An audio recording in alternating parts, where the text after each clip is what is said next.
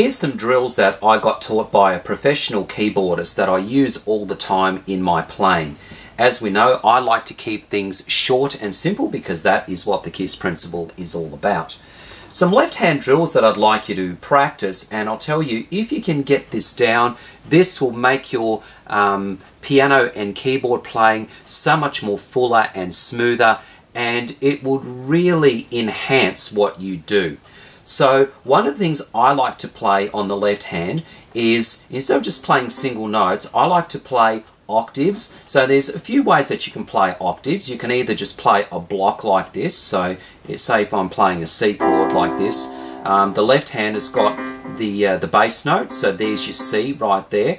But I like to give it a little bit more power. So I also play the C, which is one octave below. So if you've never done that before, get used to the drill of just stretching your fingers out so that you can comfortably switch between the octaves like this. So thumb's on the C, little finger is on the C. Now you might find that a little bit difficult to begin with if you've never done that before. Just go slow. Another thing that I like to do is also to play the 5 notes. So if I'm in the C in the bass, there's your C, then you've got 1, 2, 3, 4, 5. The 5 note is the G. So I like to rest my hand like this, where my pointy finger rests on the 5 note, or in this case the G. So to get some sort of rhythm going, you'd be going like this.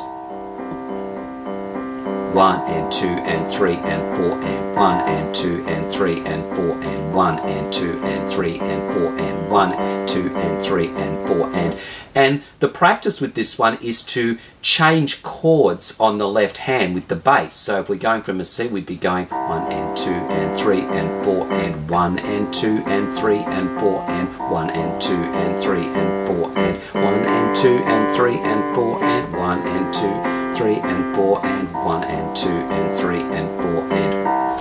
So we're just doing the transition from a C in the bass to F in the bass, back to C in the bass. And then we went to G, F, and back to C.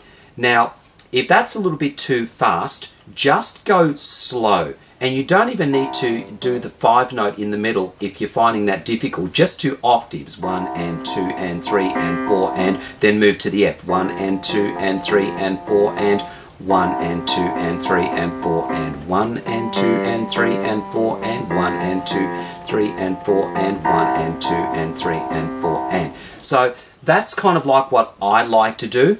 You can also just practice just blocking it, just 1, 2, 3, 4, 1, 2, 3, 4, 1, 2, 3, 4, 1, 2, 3, 4, 1, 2, 3, 4, 1, 2, 3, 4. You can leave out the 5 note if that's not comfortable, but again, don't freak out if you find that a little bit hard to do. But I do encourage you, when you've got a chance, just practice that drill like that with your hands, because you'll get to a point where you can almost kind of do that in your sleep. But it is really handy, because when you're playing chords like this on the right hand,